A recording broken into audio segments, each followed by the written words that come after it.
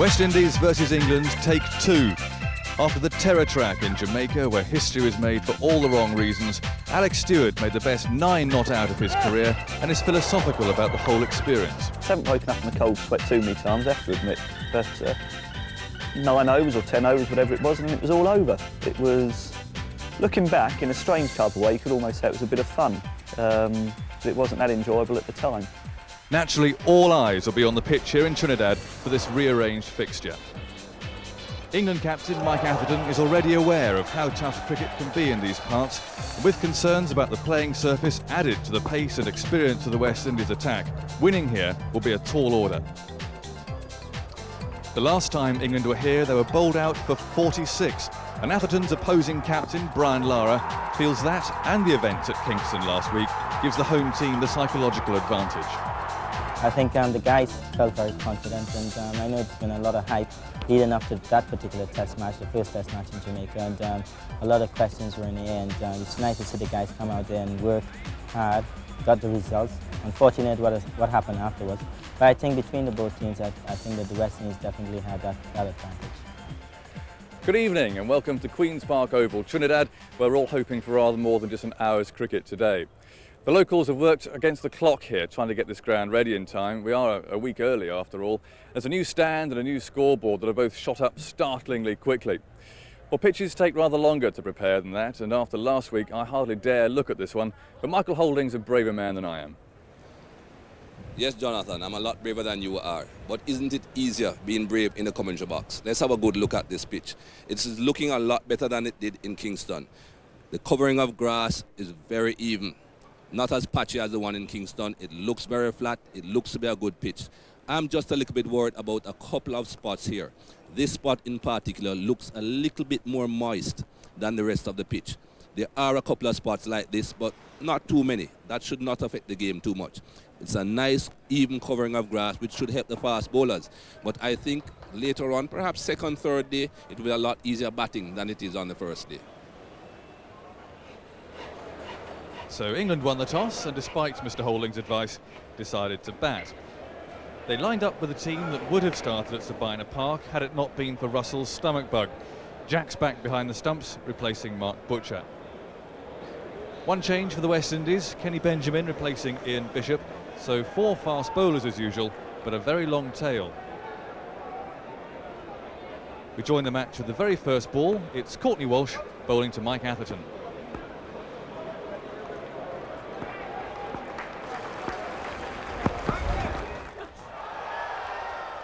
Well, we were expecting more even bounce at Trinidad. I think that first ball will have disappointed Michael Atherton, having won the toss and thought he was going to get the best of this pitch. There is a bit of grass about, but that bounced very low.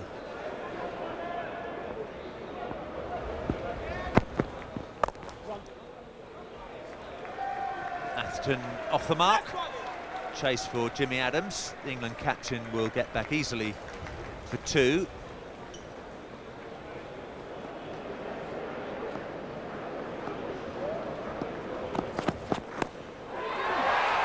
That's gone right through everything.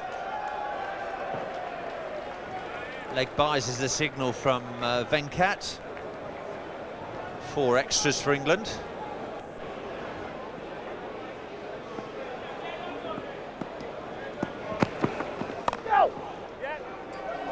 There's no third man's chase for Sherwin Campbell. The ball gathering pace and beating him to the fence.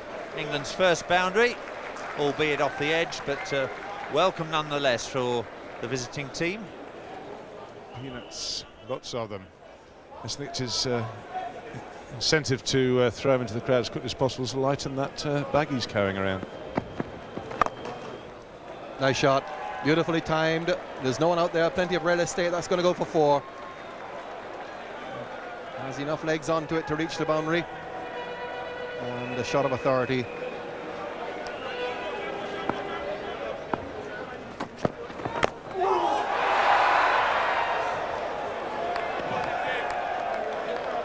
Well, mighty scratch his head.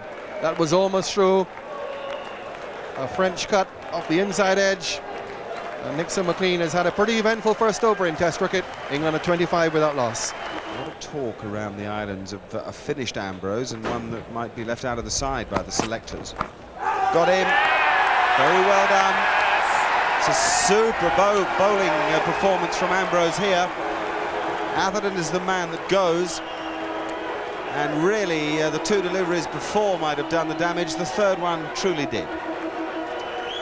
3 balls after drinks for Michael Atherton.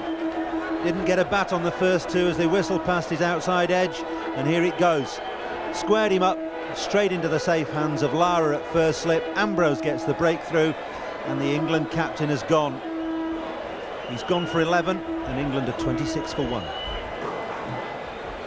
John Crawley, the new batsman for England. Member of the Trini posse here. You'll hear lots of music throughout these 2 Trinidad Test matches, and he's one of the gentlemen that'll be responsible for it.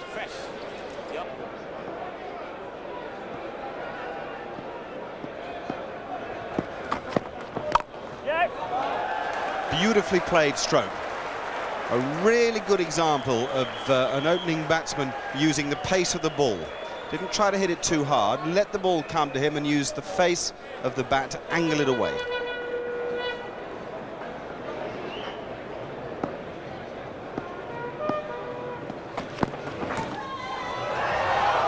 I don't know what umpire Venkat will say about that. He decides that it goes for byes.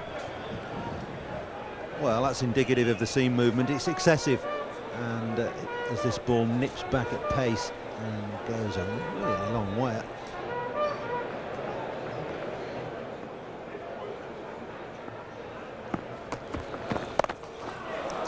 Stewart's on a favourite pull stroke, had a lot of time to play it, and that looked sort of stiff attempt at a bouncer really from Kenny Benjamin. Gotcha! Oh, crikey. Now, that was well played by Stewart, because he made initially to play at the ball and then at the last minute decided not to. It was a brute of a ball. I'm not sure he saw it.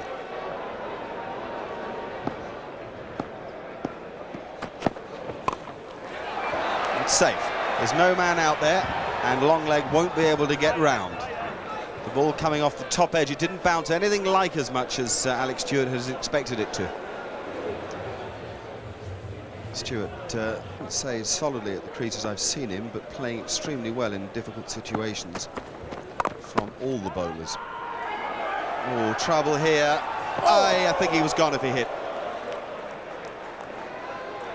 Just have a look at this. Stewart actually decides against it, and I think Crawley is long committed to it. I suspect that blame, yeah, he'd gone.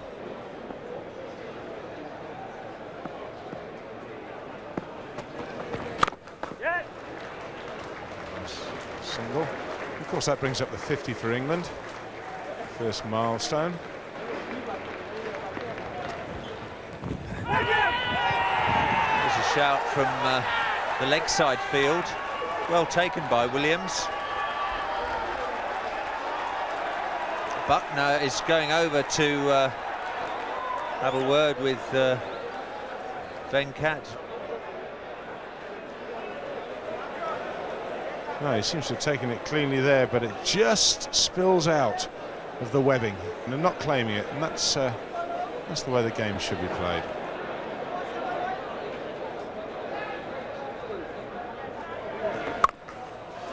Terrific shot. It's the best shot of the day.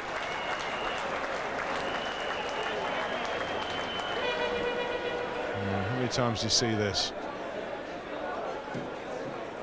Drop catch, admittedly not easy down the leg side, but Kenny Benjamin, he is not happy.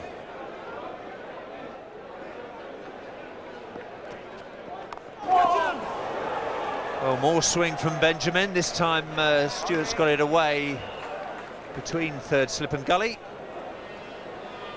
That's the 5th boundary for Alex Stewart. He moves on to 30.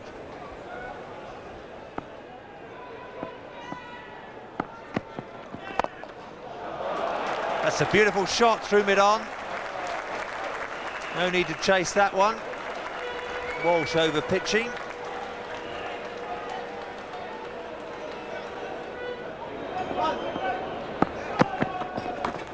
Edged and down. Lara's put it down, I think. It carried. Walsh agonising. Thick outside edge here, Alex Stewart almost opening the face of the bat, carrying on the full to Lara, and then it just falls out.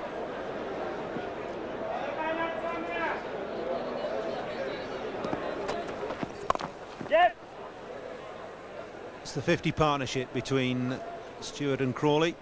Come up in 115 balls, an hour and 18 minutes. Interesting to see with all this perspiration about in these humid conditions, whether that affects the condition of the ball at all.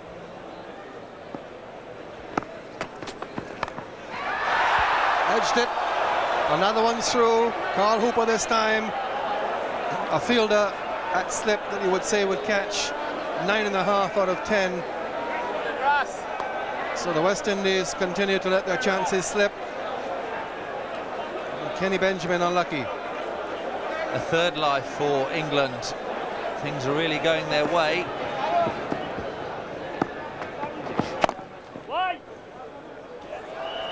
Adams dived right over that. He completely mistimed it, Adams. And that's 2 for Alex Stewart, so he raises his half century.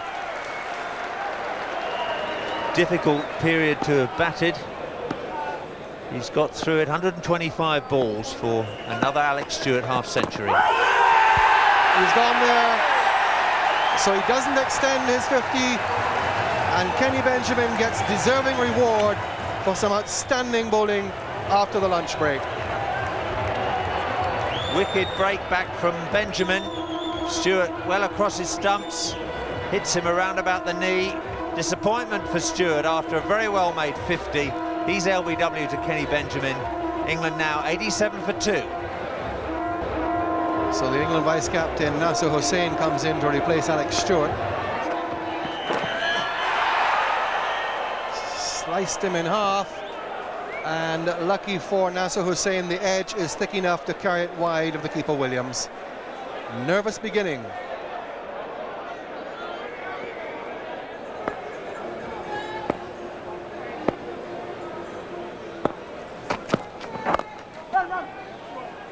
Beautiful line, and the 100 comes up for England with a very intelligent bit of batting from Nasser Hussain.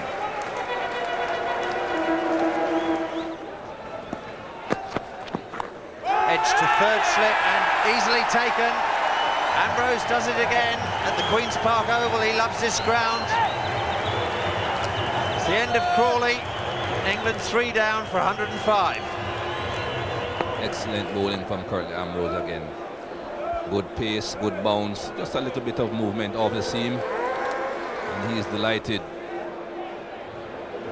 The man who's looked England's best player in recent international cricket, Graham Thorpe, comes out to join Nasser Hussain. That's beautifully played. That'll go all the way for 4. Long chase for Jimmy Adams, all in vain.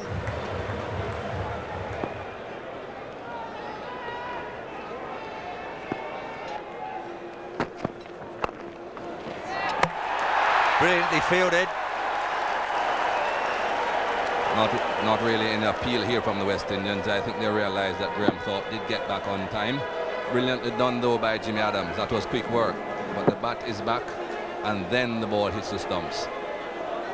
Carl Hooper's coming into the attack at the Queen's Park Pavilion, end of the ground. Big shout and gone. Hooper's done the trick. Lara's brought on the off spin, and he's got rid of England's form player, Graham Thorpe.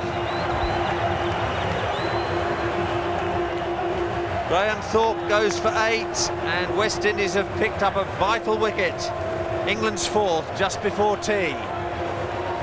This is a very, very important wicket for the West Indies. The last over before tea. David Williams is elated. He knows what has happened. So does Ben Cott. England have lost their 4th wicket for 114. Very important wicket that. Vitally important innings this for Hollyoak, and indeed for the balance of the England side. He's the 5th bowler in this England lineup. Ambrose has really bowled beautifully today. Really online the whole time. I think you could count the number of times the batsmen have been able to let the ball go on the fingers of one hand.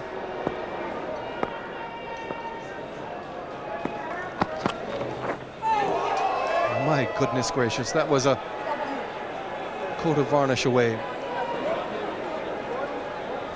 Hussain looked pretty comfortable with that leave. Was never offering a shot at it. Interesting move here now because Jimmy Adams is going to come on. He's got it through. It'll go all the way. Well placed. Just too short, and Hussain, as he did the previous delivery, this time having a bit more length or shortness of length to put it away. Good thinking from Hussain. He needs to take the pressure off his new partner.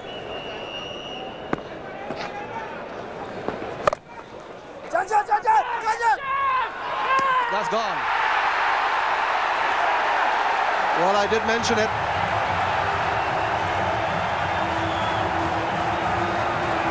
Adam Hollyoake just having a word with umpire Venkat. And Hollyoake thinking that the wicket was broken before the ball arrived. And Venkat has asked now for the third umpire to have a look at this. Venkat's original decision was to give the batsman out, but Hollyoake saw something amiss. Let's have a look.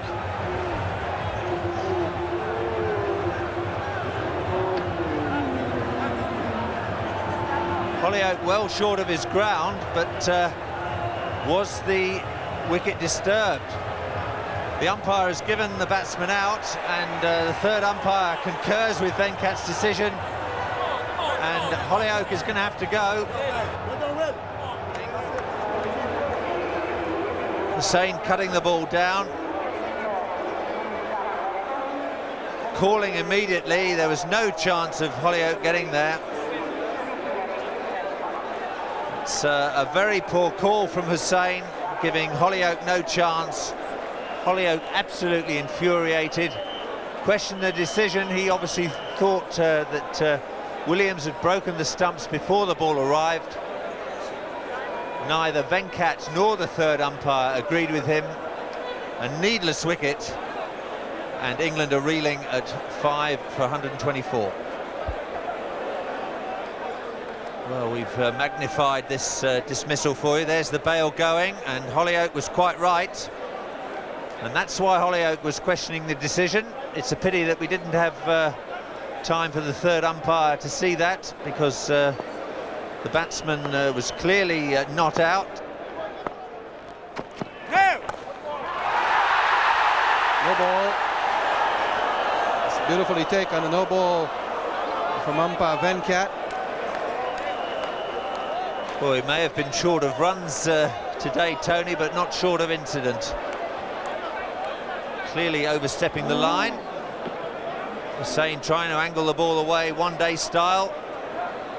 Well, in the midst of all this drama, we've almost forgotten that Jack Russell has come out to join Nasser Hussain.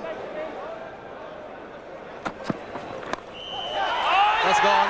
Nixon McLean gets his first test wicket. Jack Russell goes without scoring, and England are 126 for 6. Two colleagues with 300 to their name. That's McLean's first. Stuart Williams taking another comfortable catch, no doubt about that dismissal. Russell goes for naught. England now 6 down for 126.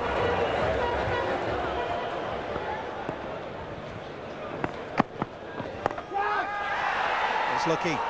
It's off the shoulder of the bat and it's over the slips, and it'll run away for 4.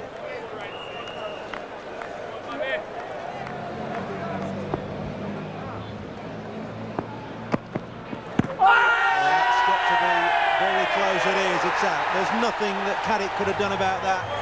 It's virtually shot along the floor. Courtney Walsh has got his first wicket of the day, and Andy Caddick goes LBW. this ball pitching in a similar position has just gone along the ground. Now, the interesting thing here is I'm not certain that that would have hit the stumps. That might well have gone down leg side. I think if you look at the keeper, he's on his way down the leg side. Courtly Walsh bowls from very wide. I'm not sure that was out. Caddick's gone for 8, and England are 143 for 7.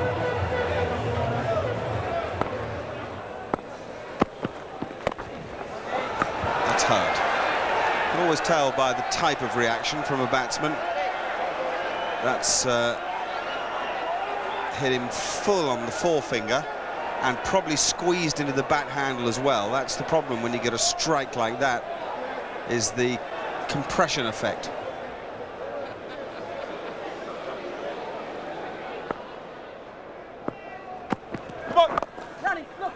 It's a no ball from Courtney Walsh.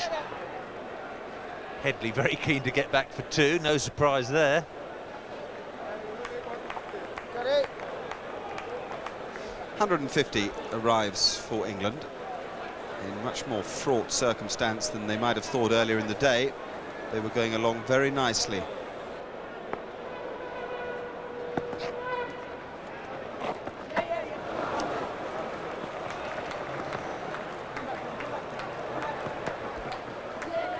Kenny Benjamin stretching his hamstrings.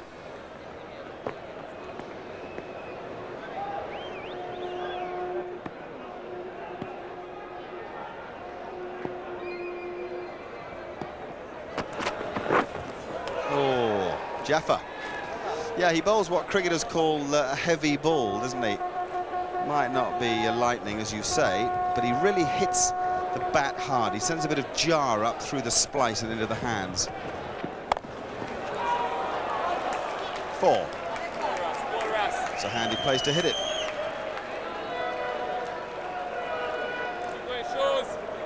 All runs gratefully received by England.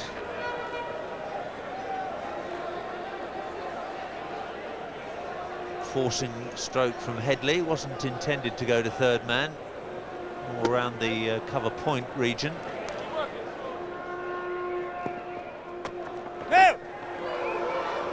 More runs. A no ball, and it'll count as 4 no balls. Not much David Williams could have done. Wicket keeping, it scuttled along the ground, got one of those nasty bounces. More uneven bounce here at the Queen's Park Oval. Yeah, difficult day for Williams, just flies up off the second bounce. Even the umpires are mopping their brows out there today.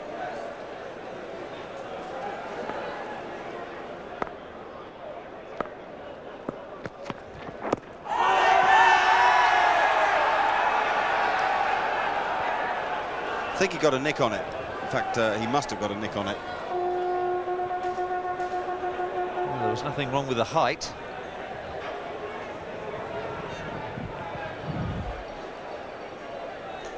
Big inside edge.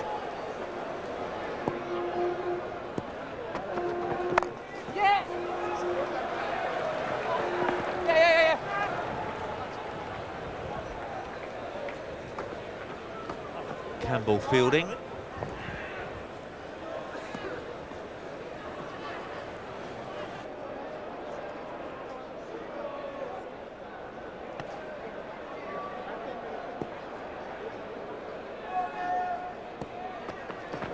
Oh, ow. It's a nasty, nasty blow. Williams is rushing forward because he knows that that's slammed Headley in the side of the helmet. I think he's all right. England physiotherapist is going to run out and lend his assistant. Headley got up pretty quickly. Headley taking his eye off the ball, that's what got him into trouble. Ducking low, trying to get underneath it. At the end, he realised he wasn't low enough. Took his eyes off the ball, crashing into the helmet. He looks okay. Well, they've asked for the new ball here. Umpire Venkat just signalling the cherry. As Ambrose changes to go round the wicket now to Dean Headley. A prospect he'll be relishing particularly. Every ball now will be aimed almost at Headley. That's taken the glove, round the wicket, and Curtly Ambrose, what a bowler this man is. Round the wicket, and the first time he does it, he gets the desired result. In his 19th over of the day, Curtly Ambrose, first time round the wicket. Angus Fraser now comes in to replace Dean Headley. Another wicket for Ambrose, his third. Yeah, but just watch Ambrose's back foot here. That foot cuts the return crease, and that is a no ball. First time round the wicket, and Steve Buckner has missed that one.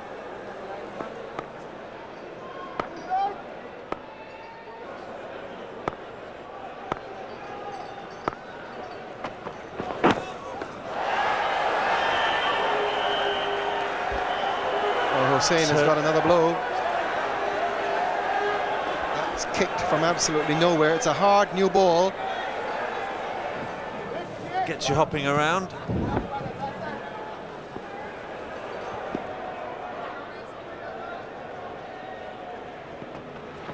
That's well played. Angus Fraser's timed it very well. It's a hard ball, so it comes off the bat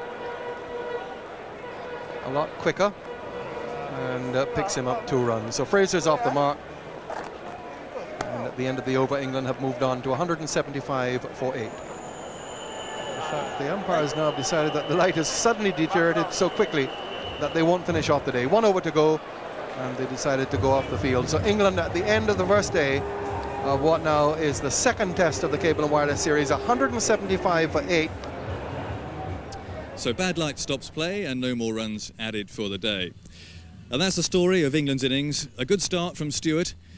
Crawley got rather bogged down for his 17, but from 87 for 1 at one stage, the innings simply fell away. Hussain and Headley put on 29, and Hussain's now been battling away for 3 3/4 hours for his 44 not out. As the West Indian bowling, 3 wickets for Curtly Ambrose. He's now overtaken Lance Gibbs in the West Indian list of wicket takers, and 1 wicket each for Walsh, Hooper and Benjamin. And a first test wicket for Nixon McLean, a promising first bowl for him in Test cricket. So it all depends on Nasser Hussain for England tomorrow.